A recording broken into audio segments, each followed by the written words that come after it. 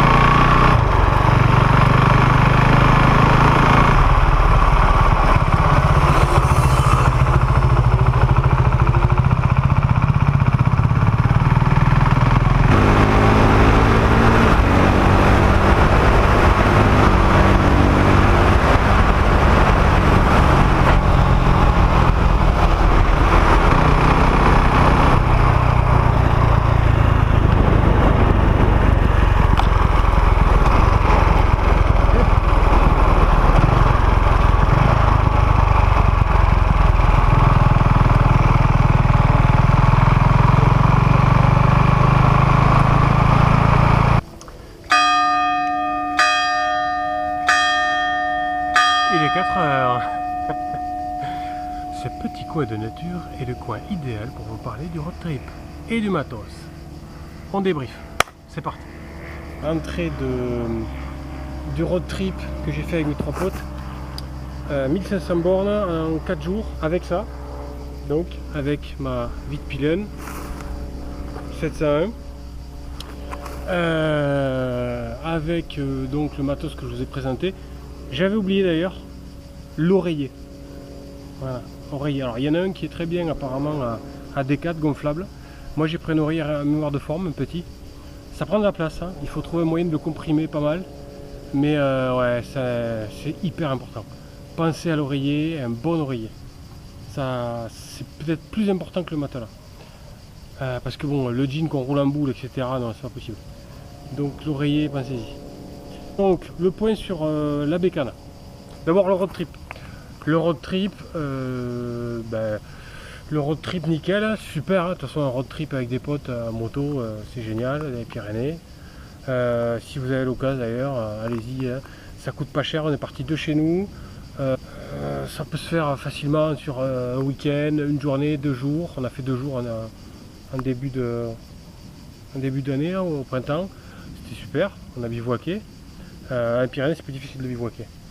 Et on est parti de chez nous avec nos bécanes. On n'a pas forcément tous des bécanes qui valent super cher. Bon, moi la mienne, enfin, on a des belles bécanes, mais elles valent, moi la mienne elle vaut 6000 en gros.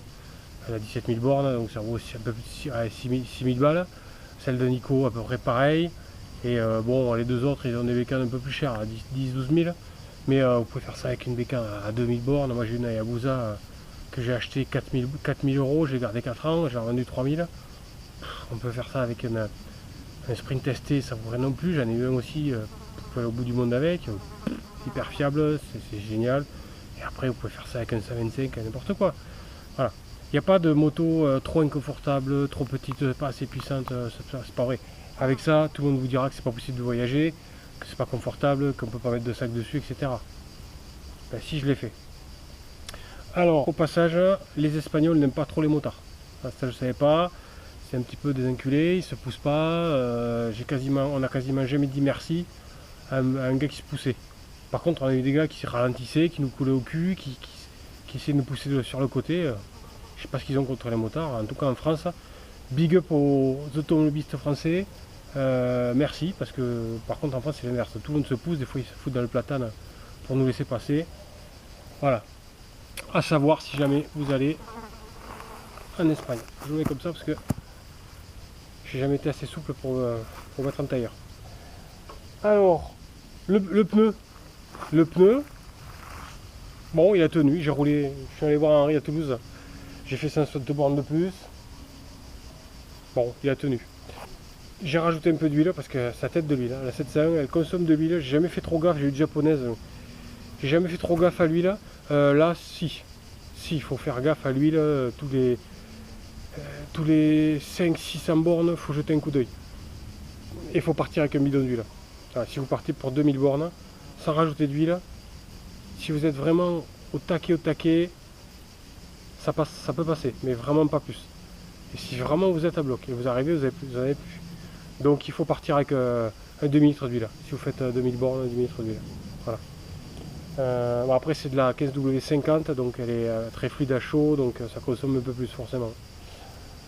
Mais sinon, par contre, elle consomme que dalle en essence. J'ai fait du 4 litres au 100. 4 litres au 100. Et parfois même moins de 4 litres. Incroyable. Donc, ça consomme rien. Pourtant, on a allumé un petit peu. On était chargé. Bon, après, on est chargé. Toujours pareil. On est chargé, on a 32 kg, quoi, maximum. Bon. Le matos. Le matos, nickel, tout a tenu, impeccable. J'ai pu recharger comme j'ai voulu. Le sac Enduristan sur la bécane derrière, il faut que je la nettoie. Il a tenu impeccable. Je vous montrerai comment j'ai fait pour mettre, pour faire tenir les sangles. Il faut mettre des, comment ça s'appelle ces conneries, un œil de levage, ouais, à 8 mm. Donc, je vous montrerai ça. J'ai vu ça sur internet, le gars il m'a filé l'astuce, génial, parce que dessous il y a 4 pas de vis pour mettre des plaques Husqvarna pour pouvoir mettre sa coche latérale.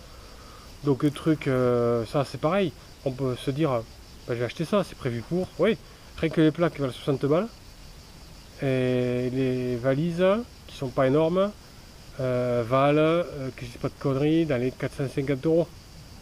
Donc vous en avez pour plus de 500 balles pour mettre 2 petites valises.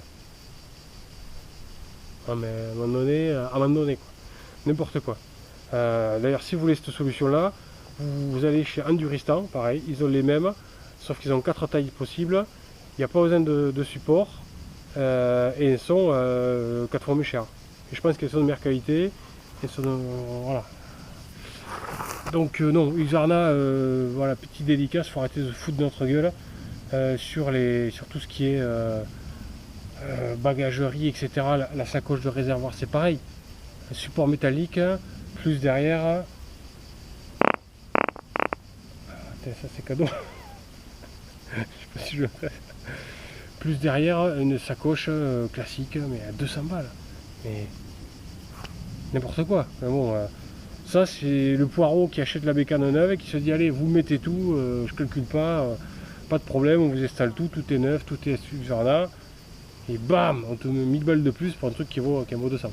Bon bref, ouais, chacun qui voit comme il veut, mais pour ceux qui veulent pas mettre la peau du cul dans un truc qui les vaut pas, voilà, mon matériel, vous avez les chaînes Enduristan, c'est parfait. Au passage, j'ai commandé chez Black Market, c'est un gars qui fait des vidéos aussi. Et en regardant ces vidéos qui sont super d'ailleurs, c'est une autre qualité que les miennes, il faut reconnaître. Hein. Lui c'est quasiment un professionnel, moi je suis un rigolo. Chez Black, lui, vous passez par lui pour acheter du matos Enduristan. Voilà, vous savez sur son site, BLKMRKT, Black Market c'est son surnom, et vous passez par lui. J'ai hésité, je me suis dit, bon, allez, après tout, si ça peut lui faire gagner un peu de pognon, parce que c'est le même prix, sauf que lui, il a un petit pourcentage. Et franchement, j'ai bien fait, parce que j'ai commandé ça une semaine avant, et en fait, avec les jours ouvrés, ben, c'était très limite, en fait. Et donc j'ai envoyé un mail en disant si ça pouvait speeder un peu, si tu as moyen de faire accélérer les choses. Il m'a répondu tout de suite, il s'est décarcassé, bon, et c'est arrivé. Il m'a dit ça arrivera le vendredi, ça arrive le vendredi, heureusement parce que je partais le vendredi. Et donc tout s'est bien passé, mais c'est un peu grâce à lui. Si j'étais pas passé par lui, je crois que j'aurais été dans la galère. Voilà, donc n'ayez pas peur, passez par lui, ça lui fait un petit pourcentage. C'est toujours ça. Voilà.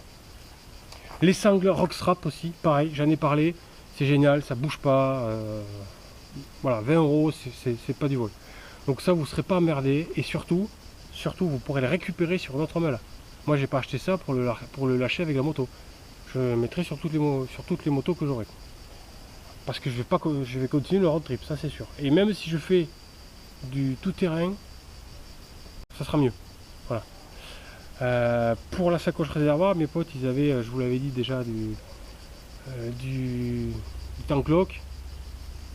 C'est super le tank lock, hein, par rapport à moi, où ouais, il le déclipse, il l'enlève. Je pense que j'y passerai d'ailleurs, parce que c'est vraiment hyper pratique. Mais c'est 5 fois plus cher. Et c'est plus... Celle de Nikon devait faire à peu près la même que moi.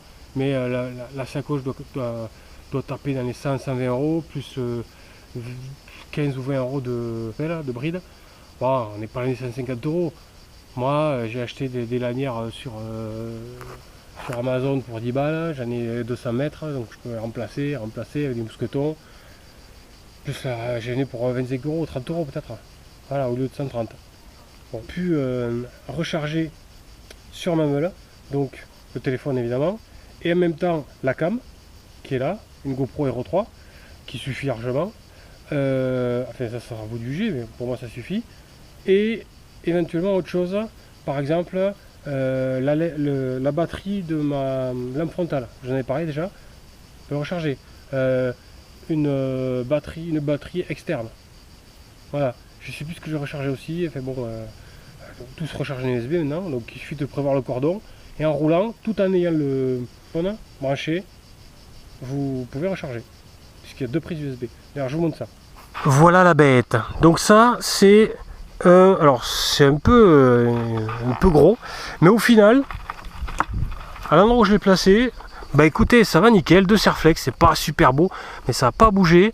J'ai casé ça, donc là il y a quelques vis à enlever pour enlever tout ce bordel, le phare et la plaque derrière. Un peu de bricolage, mais franchement c'est pas sorcier, je suis pas bricoleur. Voilà, vous achetez, de toute façon, faites pas comme moi, cherchez pas des embouts spéciaux, vous prenez des embouts hyper classiques, hein. N'importe quel embout, de toute façon vous les couperez, parce qu'il y a des espèces de fiches à mettre à serrer, enfin bon, voilà, j'ai pas le temps, là j'ai pas prévu de détailler, mais c'est très facile à faire. Et surtout, pourquoi j'ai pris ça? Parce que l'embout spécial de chez Husqvarna, déjà je pense pas qu'il y ait les bonnes fiches, ça c'est autre chose. Alors c'était 50 euros et chez KTM le même exactement, c'était 30 euros, je crois, 25. Déjà, enfilade. Là, ils ont rectifié le tir parce qu'ils se sont dit que c'est quand même un petit peu abusé, peut-être. C'est 25 euros. 25 euros, sauf que si les embouts USB pètent, avec des vibrations, surtout sur un mono, avec la pluie, avec machin, ben là, vous changez tout. Et alors, 25 euros, il faut tout débrancher, il faut tout démonter, etc. Si vous voulez un compresseur, parce que vous crevez, ben, mes couilles. Si vous voulez brancher un truc, voilà, vous pouvez pas. Un compresseur pour gonfler le matelas, si vraiment vous êtes une grosse feignasse, bon, il y en a. Ben là vous pouvez. Mais surtout, ça c'est quelque chose que j'ai rien inventé, c'est quelque chose que j'avais vu. Il y a un gars qui disait qu'avec les vibrations, donc ces trucs là ça avait pété, et que du coup il avait mis un truc comme ça, il met un embout avec double USB d'allume-cigare classique, ça vaut 10 balles, vous en trouvez n'importe où, même en road trip vous pouvez le changer dans n'importe quelle grande surface ou quoi, et vous avez un truc tout neuf. Voilà. De plus, vous pouvez refermer le bordel. Ça se referme. Donc, si jamais il pleut, j'enlève tout, je verrouille, terminé. J'ai jamais pris de grosse pluie encore. Bon, je suis pas sûr que ça passe. Bon, je pense pas que ça soit un gros problème, hein. Un coup de chiffon au pire. Mais sinon, il y a carrément des trucs qui s'enfichent dedans, en mousse, pour pas que, ou en plastique, enfin je ne sais rien, pour le boucher complètement, pour pas qu'il y ait de problème. J'ai eu 2 casques, ça fait 15 ans que je roule, j'ai eu 2 casques. Parce que au bout de 5 ans, il faut les changer, apparemment c'est des conneries. C'est pour la piste, ça vient de je sais pas trop où ça. Donc non. Moi j'ai acheté le seul casque qui m'allait bien, parce que il n'y a pas beaucoup de casques qui me vont. J'ai essayé Nolan au départ, j'étais pas parti là-dessus. C'est quand j'ai débuté la moto. Et puis j'ai essayé ça. Bon, c'est l'eau de gamme, hein, c'est la meilleure marque, quasiment avec Schubert, mais c'est plus pour les vieux. Shoei, GTR, j'ai gardé le premier 10 ans. Au bout de 10 ans, bon, ça commençait à rouler tous les jours. Il avait 5000 bornes le machin, hiver, été, parce que j'ai qu'un casque. Bon, là il commençait à se dépeler de partout, etc. Mais il a tenu 10 ans. Celui-là il a 5 ans, donc il a 60 000 bornes. Il n'y a rien qui bouge, hein. Tout est de qualité. Dès que vous prenez un Scorpion ou autre, les trucs qui brandouillent, là ça brandouille pas. Même au bout de 5 ans, 5 ans pas resté dans un placard, 5 ans à rouler. Voilà, il a 60 000 bornes, j'ai rien changé. Il n'y a rien qui a pété, il n'y a rien qui a cassé. Bon, l'intérieur est un peu sale forcément, mais la visière, bon, la visière faut que je la change, elle est morte. Au passage, le pinlock, c'est voilà, si vous êtes emmerdé avec la buée, le pinlock c'est le top. J'ai pris la neige, j'ai pris par moins 10, c'est nickel. Il faut bien le mettre juste. Il n'y a pas un joint qui a bougé, voilà. Bon après, il coûte la peau du cul, il vaut 500 balles. Un peu plus même, ouais, il doit avoir 500 balles. Bon là, il était moins cher parce qu'il est noir et verni. Mais sinon, ouais, c'est dans les 500 €.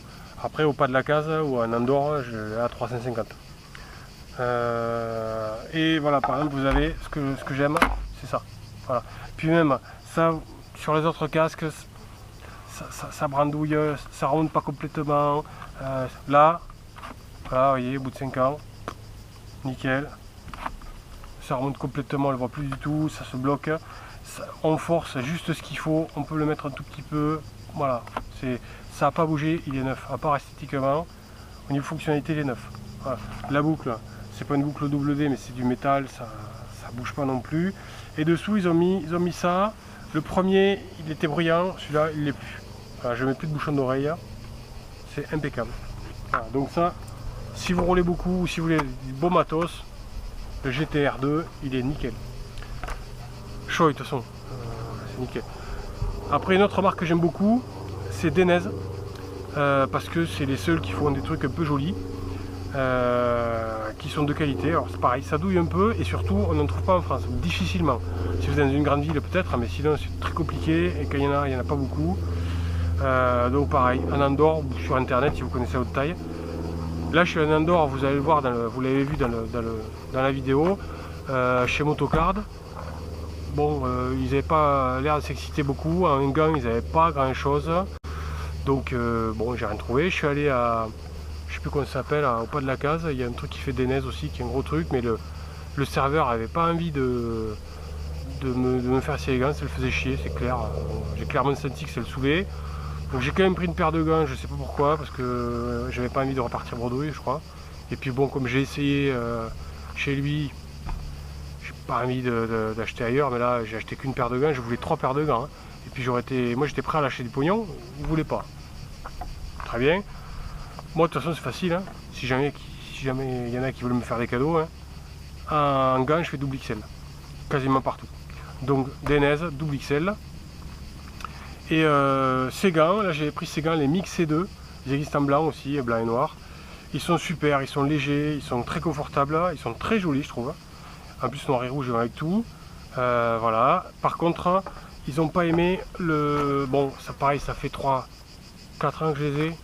Je sais plus, ils ont roulé. Moi je me sers que l'été, mais ils ont quand même pas mal roulé. Et là, vous voyez, le road trip, ça les a tués. Voilà.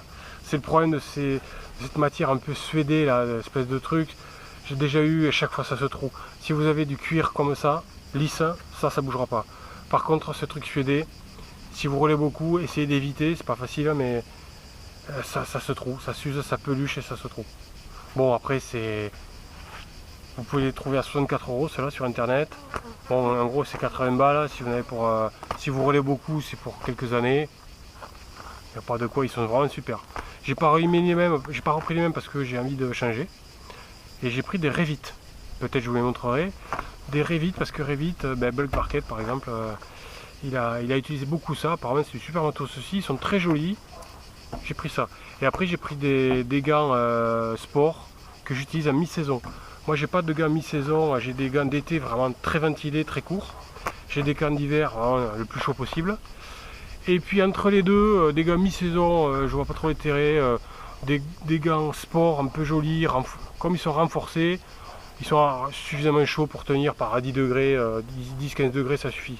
Voilà, pour moi, les gants mi-saison, je prends ça, et comme en plus c'est des gants vachement jolis, quoi. C'est plus joli que des gants entre le gant qui ressemble à des gants d'hiver, mais pas trop. Des gants un peu racing. C'est sympa, pas trop extrême parce que les doubles manchettes à chaque fois ça me casse les couilles. Et puis oh, j'ai pas besoin. Souvent c'est cher. Voilà, j'ai pas pris des gants Denez, j'ai pris des Druid 3 parce que justement il n'y a pas 15 000 scratch, ça reste sympa et j'ai mis la plaque dessus. Enfin bon, voilà, je me suis fait plaisir. Et voilà. Pour la moto, alors d'ailleurs j'ai mis, je vais vous montrer. Je viens de mettre, il y a 20 minutes, des espèces de grippes, comme les grippes de tennis. D'ailleurs, j'y ai pas pensé, comme un con, j'avais déjà acheté, mais j'aurais pu essayer des grippes de tennis. Je sais pas si je les ai mis comme il faut, mais Voilà, c'est des grips de Trip Machine. En cuir, bon c'est quand même plus classe que les grips de tennis. En cuir, et c'est nickel. Mais j'ai mis ça pour atténuer un peu les vibrations et pour grossir un petit peu la poignée, puisque vous voyez j'en ai une très grosse main. Donc homme à grande main, homme à grand gant. La moto, quoi dire dessus? Bon, elle me plaît toujours autant, hein. Voyager avec c'est possible. Avec le sac, il a tendance à venir un peu me cogner derrière, à me pousser, donc il faut que je le pousse, ça c'est un peu casse-couille. Mais sinon à part ça, ça n'a pas bougé. La moto, non mais nickel, hein, on peut voyager avec. La position, bon la position, elle n'est pas si extrême que ça, honnêtement. En plus, moi je suis quand même assez grand, je fais 1m87, 88 kg, voilà, minimum. Donc c'est a priori pas une moto trop pour moi. Elle est assez haute quand même, hein. Méfiez-vous, ça a l'air bas mais c'est assez haut. Et le défaut de cette moto, bon, il y a la position un petit peu quand même, hein. À la longue c'est vrai que ça nique un peu le bras, surtout quand ça défonce un peu. Là.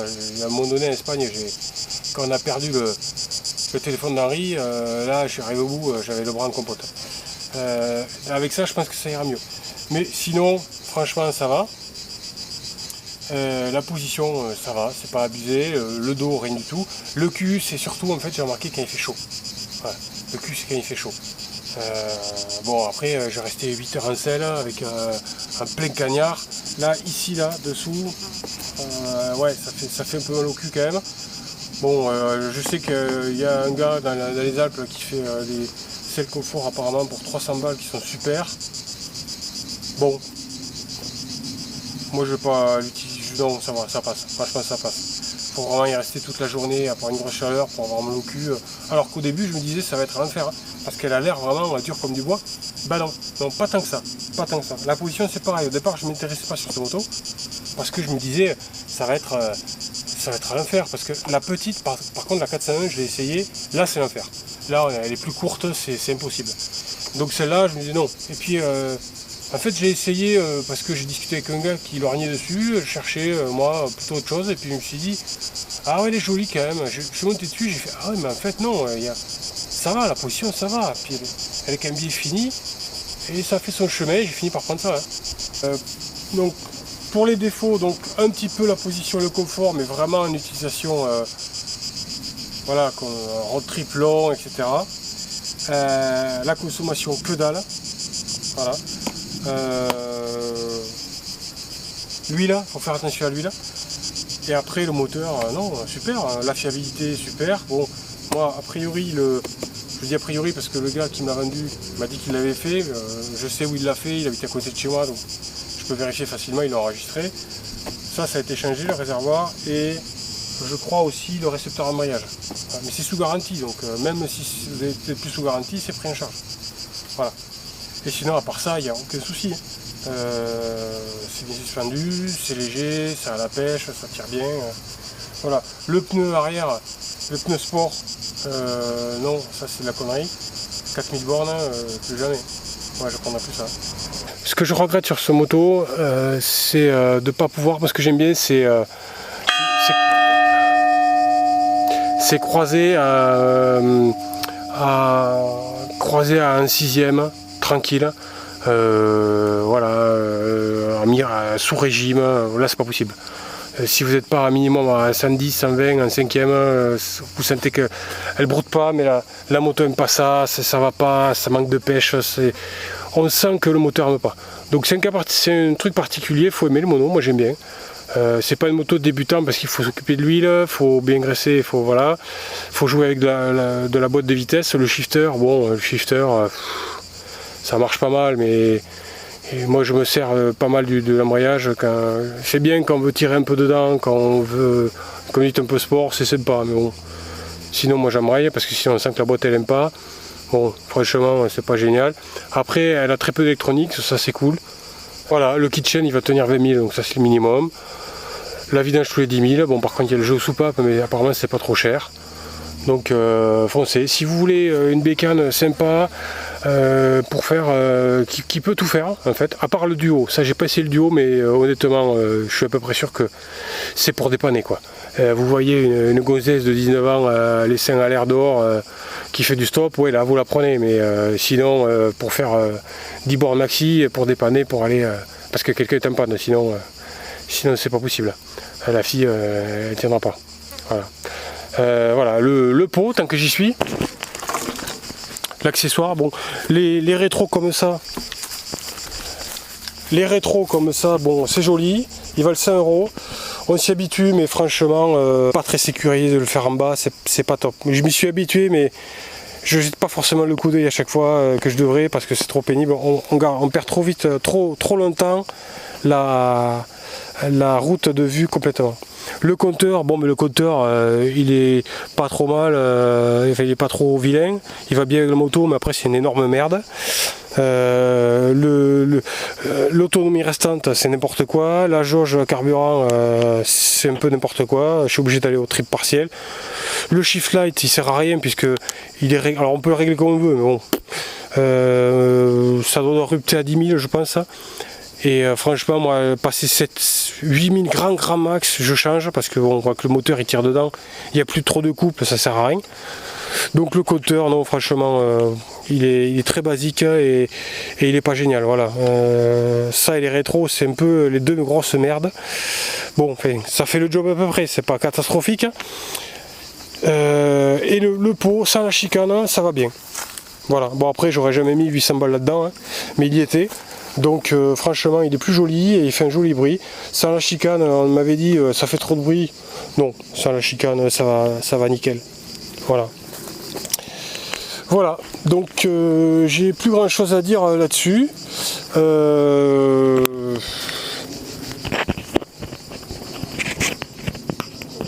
Voilà.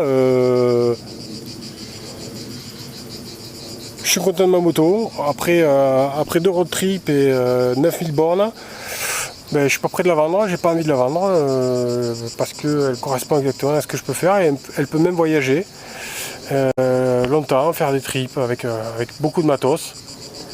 Elle a du caractère, elle ne consomme pas, elle est assez confortable, elle a une bonne position, elle a de la gueule, elle fait un joli bruit. On fait gaffe à l'huile, on respecte scrupuleusement les entretiens avec l'huile et le jeu soupape et tout. Bon, ça coûte pas très cher. Et puis voilà.